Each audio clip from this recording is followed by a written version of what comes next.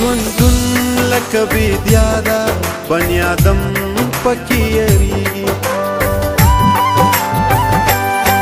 ژوندون لکه بیدیا ده بني آدم پکې یریږي ژوندون لکه بیدیا ده بني آدم پکې یریږي یو موده په دنیا کې چې زړګی پرې راټولېږي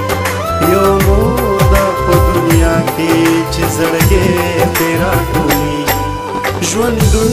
لکه بیدیا ده بني آدم پکې یریږي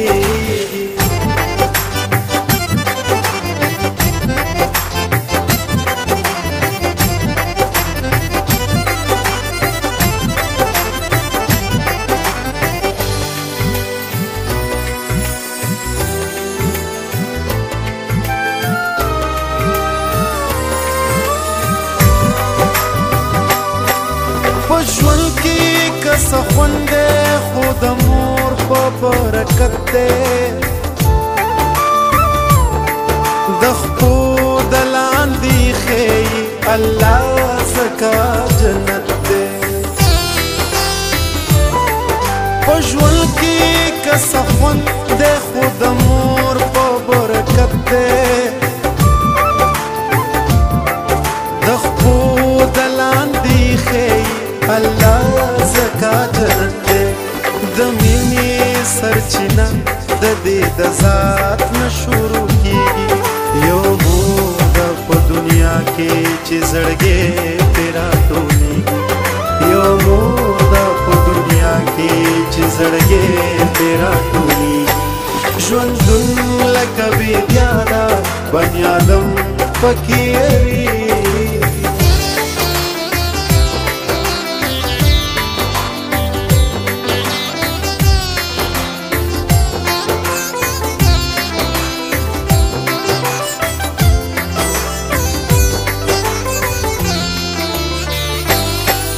د ګل په شان ځواني د خپل بچي د سر نه تاو کي خپل سر هم کله کله د اولاد دپاره داو کي د ګل په شان ځواني د خپل بچي د سر نه تاو کي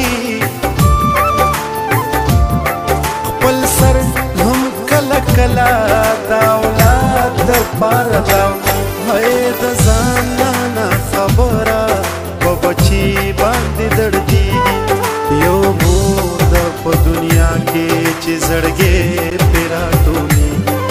یو موده په دنیا کې چې زړګی پرې راټولېږي ژوندون لکه بیدیا ده بني آدم پکې یریږي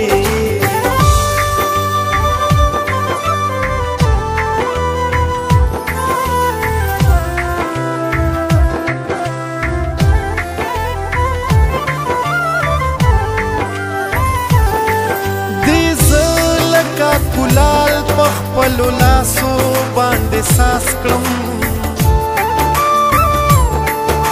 خبرې په انجام کړم او خبرې په غاز کړم دې زه لکه ګلال په خپلو لاسو باندې ساس کړم خبرې په انجام کړم او خبرې په غاز کړم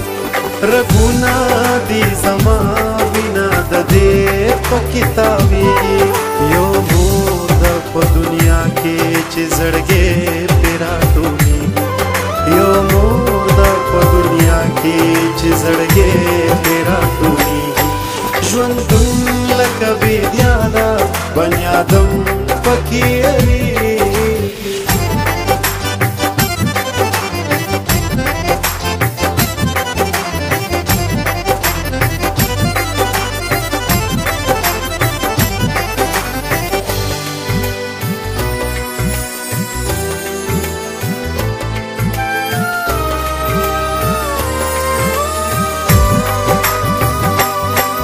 بدبخته ده هغه چې په دنیا کې مور نشته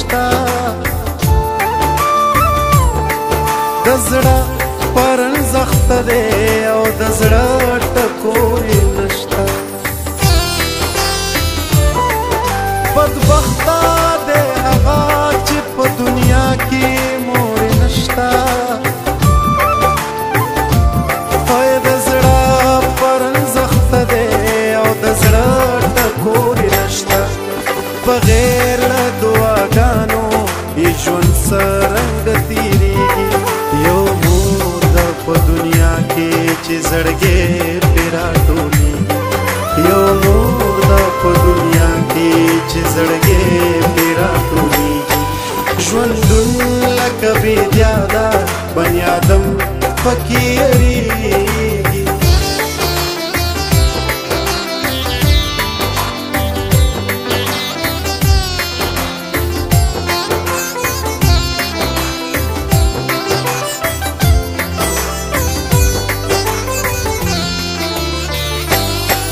ډېر شکر د الله دی چې ستا سوری مې په سر دی چې مور لا ژوندی دا باسن هم بختور دی ډېر شکر د الله دی چې ستا سوری مې په سر دی چې مور لا ژوندی دا باسن هم بختور دا ډایم زما مخې ته اوس غرونه نه ودرېږي یو ذات دی چې د مینې په خوږو باندې پوهېږي یو مور ده په دنیا کې چې زړګې پرې راټولېږي ژوندون لکه بېدیاده بني آدم پکې